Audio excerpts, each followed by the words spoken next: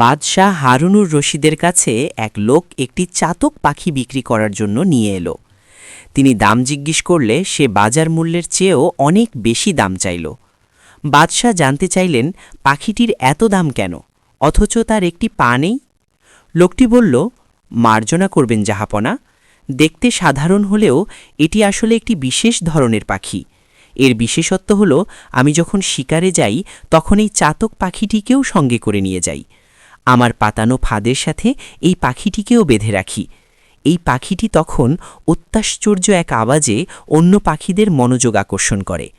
তার এই আওয়াজ শুনেই ঝাঁকে ঝাঁকে পাখিরা এসে জড়ো হয়। তখন আমি একসাথে সব পাখিকে শিকার করি।